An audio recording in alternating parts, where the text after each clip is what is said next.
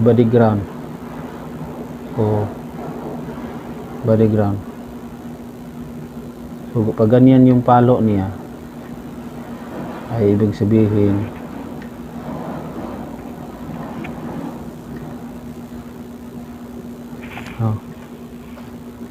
sira yun. So magkuha tayo, ito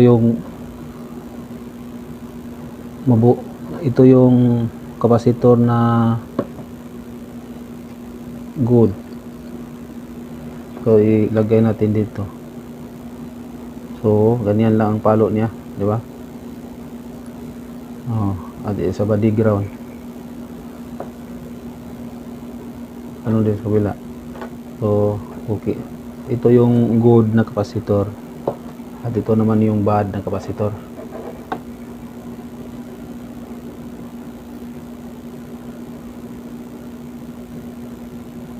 Malakas yung palo niya.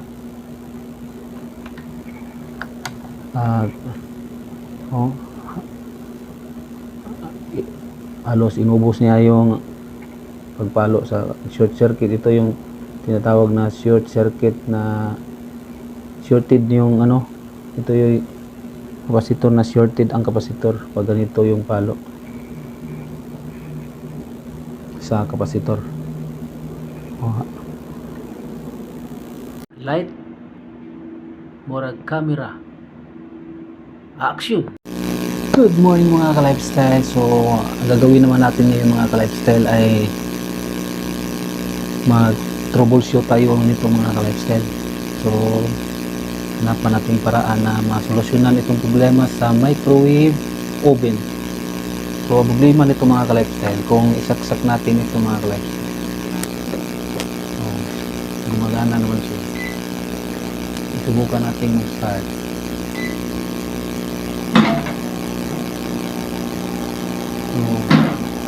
Okay naman siyang function niya. Ang problema lang nito mga ka-lifestyle ay na siya uminit. So, ang problema lang nito ay walang init na hindi uminit dito.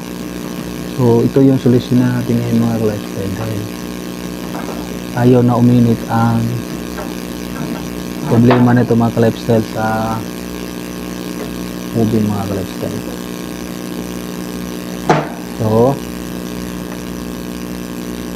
troubleshoot natin ito mga ka-lifestyle, ang problema sa oven na hindi na uminit. Ito yung microwave oven mga ka-lifestyle. Ito yung mga parts sa microwave oven mga ka-lifestyle. So huwag mong basta-bastang hawakan ang mga parts mga ka-lifestyle, dahil mayroon ditong posibleng may nakaimbak na kuryente mga ka-lifestyle. So ito yung tinatawag na kapasitor mga ka-lifestyle. Kaya kumuha ka ng lumnos, tingnan mo kung saan yung kapasitor, i-short circuit natin yung kapasitor mga ka-lifestyle, yung bawat terminal niya idugtong lang siya upang ma-drain yung voltahe niya. So ganito lang ito yung kapasitor niya. So ito yung kapasitor. So mga 10 seconds lang mga ka-lifestyle, maaari na natin i-drain, ma-drain na yung yung voltahe ng kapasitor. So upang masigurado na tayo mahawakan ito, dahil ito lang ang yung kapasitor kasi yung nag-iimbak ng voltahe, kaya kailangan muna nating i-drain siya. So kailangan walang yung walang paknit yung yung long nose mo. So troubleshoot na natin, maaari na natin itong mahawakan dahil nasigurado na nating wala ng kuryente yung kapasitor dahil natin ang na-drain. So troubleshoot natin to. Ang problema lang kasi nito ay ayaw na uminit.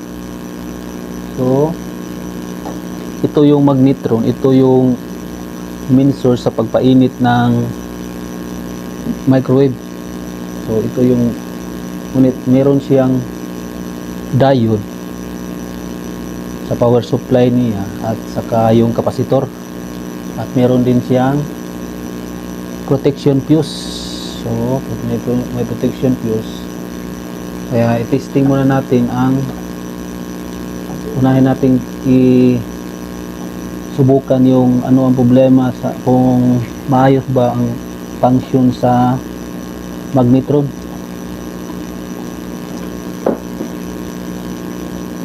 So ibaba lang natin ng konti mga ka-lifestyle.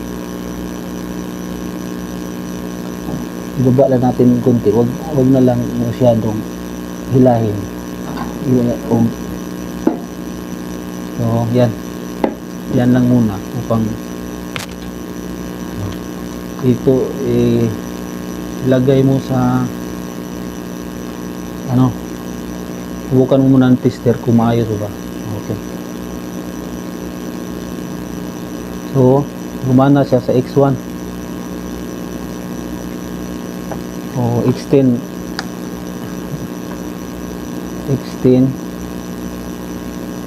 gumana din siya. X100, so gumana siya. Gumana siya. So subukan natin kung grounded ba ang grounded ba siya. So okay lang to dahil hindi gumagalaw. Ang kabila naman, dito naman sa kabila, so maayos. So ibalik natin sa X1, at subukan natin kung pumalo ito, grounded yung magnetron natin. So okay naman, maayos naman, walang dito sa kabila, so wala din. So ibig sabihin ayos yung magnetron. Dito naman sa thermostat, lagay X1 lang ating continuity lang ating gagamitin sa selector. So pumalo siya. Ibig sabihin yung thermostat niya ay ayos din. At saka maayos din ay yung thermostat, magnetron, check na. So hindi siya uminit. So dito na lang tayo sa ito yung babaklase. Ito yung ating susuriin, yung kapasitor.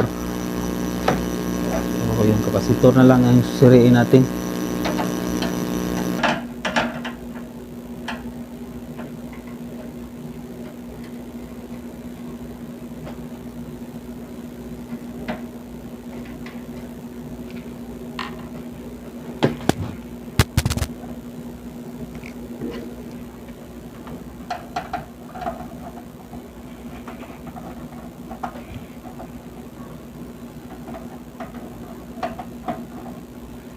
So upang hindi ka maligaw sa mga wire, kung bubunutin mo ay wag mo munang baklasin or picturean mo na lang. Kailangan hindi ka maligaw sa pagbalik.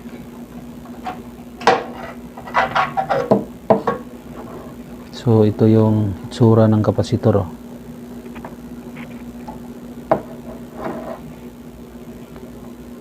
Kuha ka ng tester, digital tester o analog. So ito yung mga selector niya, X1, X10, X100, X1 key o X10 key. Ito yung diode. Bukan natin yung diode.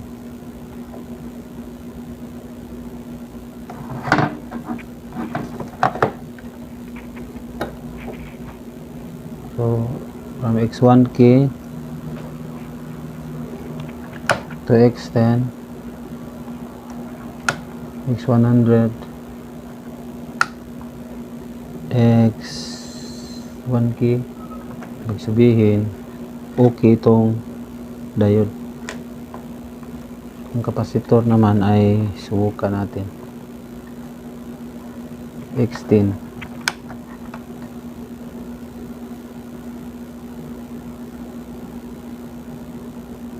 So short, pumalo hanggang dito, short circuit yan. So X100,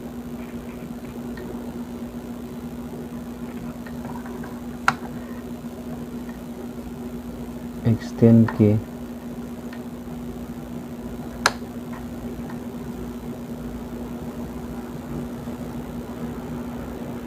so pag ganyan yung palo niya, so ito yung bad na kapasitor. Kung ating titingnan yung ano niya, ang palo nito, i-short circuitin natin upang siguradong wala nang lamang kuryente. So idugtong lang yung dalawang terminal. Yan. Tapos ilagay mo sa X1K ang selector at so shorted siya, mupalo, maubos yung tanang lahat ng palo.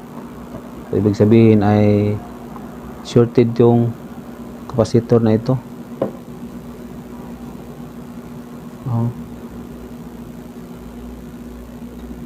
So shorted itong kapasitor, kaya ito yung nasisira sa unang natingnan natin na sira ito. Kaya balik muna natin.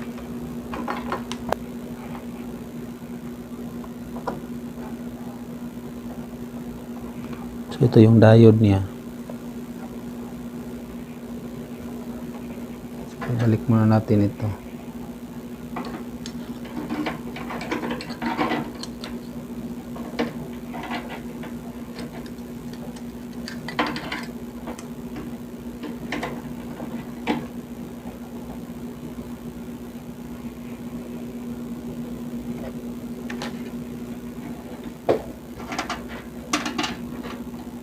So hindi ka na makabahan dahil sigurado mo nang na short circuit itong kapasitor, kaya wala nang nakaimbak na kuryente. So ibalik muna natin.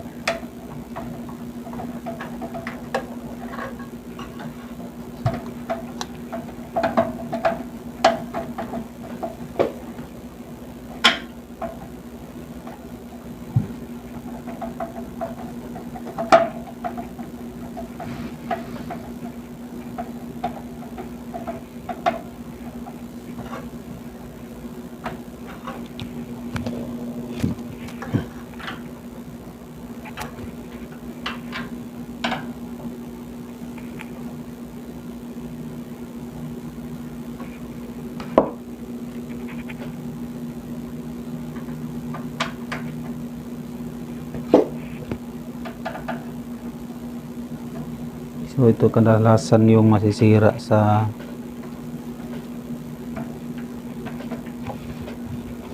microwave oven kapasitor.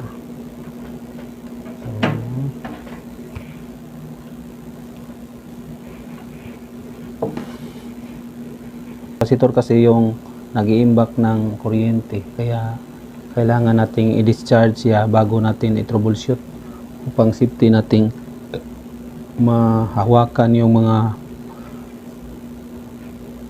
piyesa, dahil ito lang yung nag-iimbak ng kuryente, ang kapasitor. So ito naman yung protection fuse. So ito yung susuriin natin. So pag suri natin ito ay resistance lang yung gagamitin natin, sa continuity lang yung ating gagamitin. Sa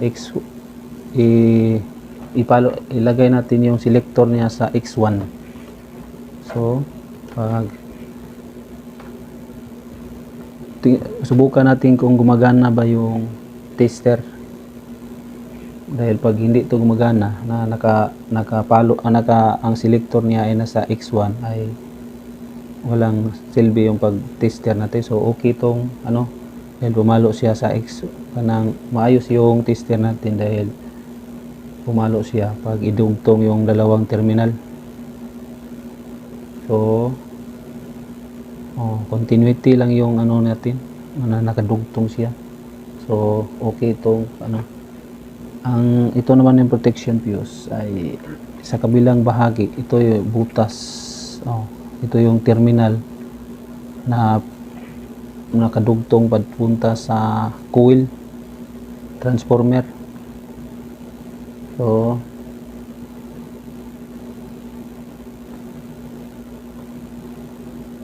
ilagay natin dito yung kabilang ilagay natin. So hindi gumagana.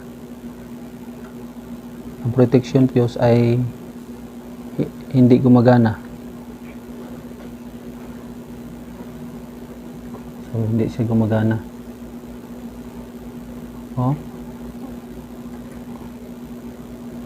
Ibig sabihin may problema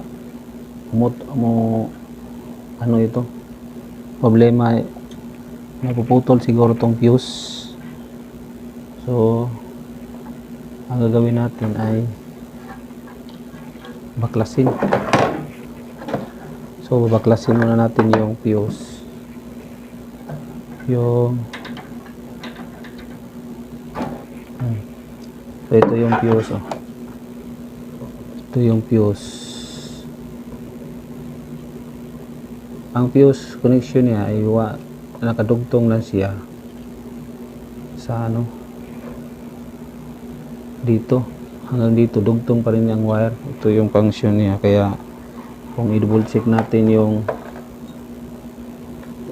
kung bakit hindi siya gumagana, so putol tong fuse. So wala talaga. So kaya baklasin muna natin.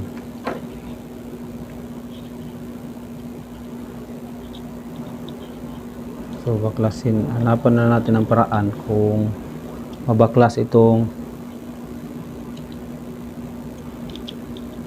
fuse.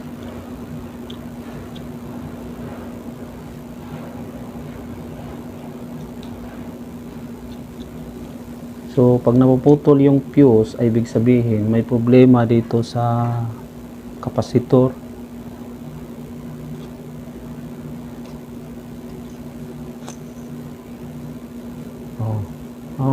Ito yung problema. So ito yung fuse. So putol yung fuse. Hindi nakadugtong. Putol siya.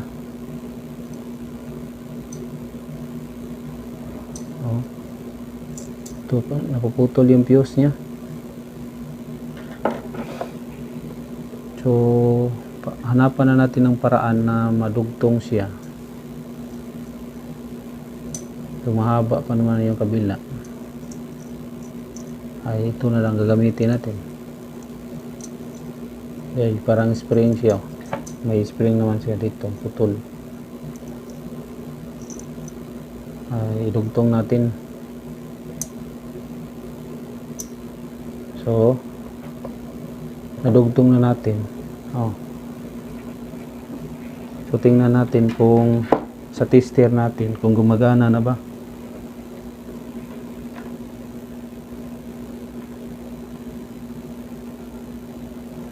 Tingnan natin kung gumagana na ba siya.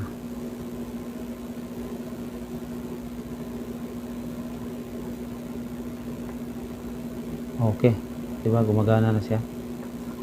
Okay, ibalik muna natin yung cover niya.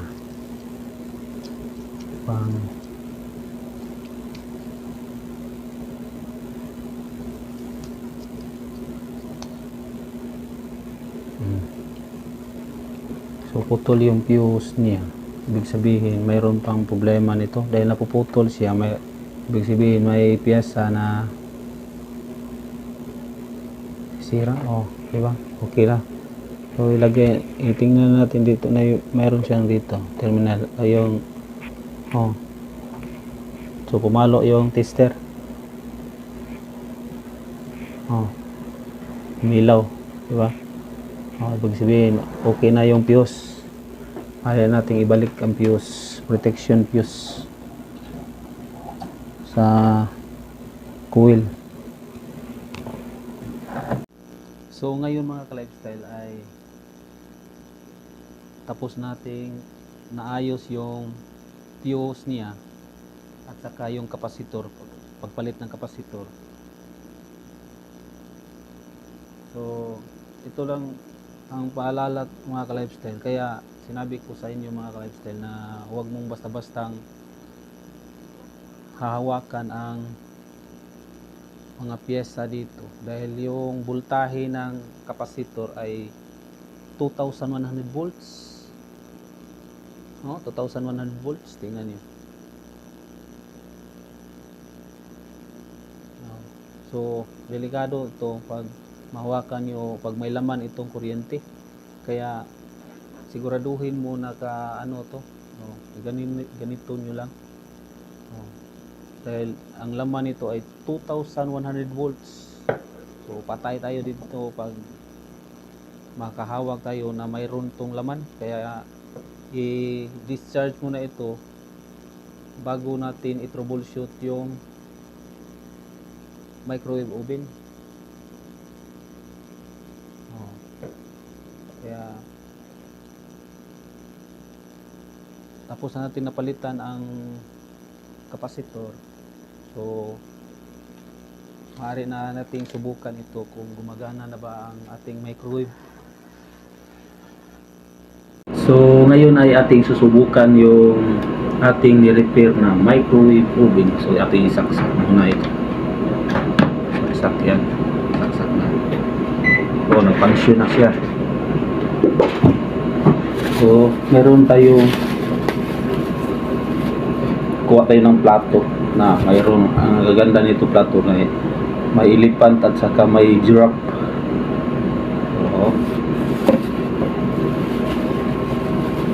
Mayroon itong may padding na tinapay, padding daw ang pangalan nitong tinapay na ito. So ating subukan na i-heater open the basket. Yan. So nasa loob na yung padding na tinapay.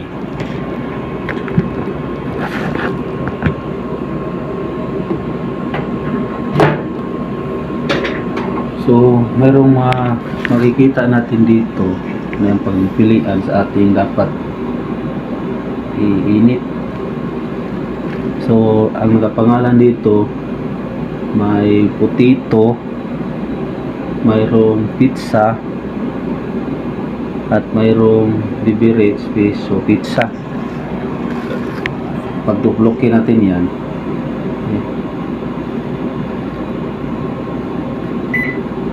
naka 1 minute siya.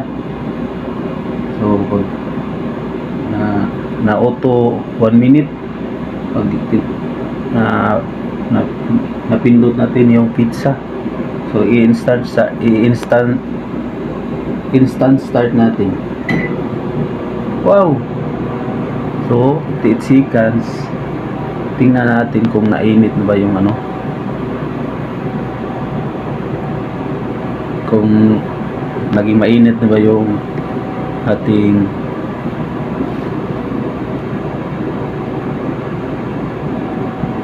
silipin natin. Umiikot pala yung yung plato.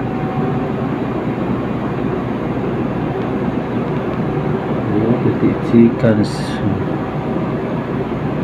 Yan, 1 minute siya. Ating hintayin na umabot sa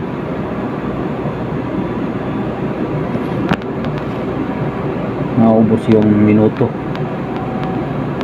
Dahil 1 minute yung tagal sa ayahan sa kaniyang Yun, subukan na natin. Okay, let's open. Kung surprise, kung minute talaga. Oh, init na talaga. Mainit na talaga. Oh, mainit na talaga. Pambihira ang init. mayroong mga ano, mayroon ng mga singot, yung mga parang pawis, parang pinapawisan ng ilalim. So, okay na talaga to. So, pag umusta. Kaya ayos na talaga itong ano, yung kaya hindi na sayang yung pagod natin sa pag-repair sa microwave oven dahil epektibo na talagang ano na talaga, kumpirmado na talaga uminit na yung ano dahil mainit na yung tinapay.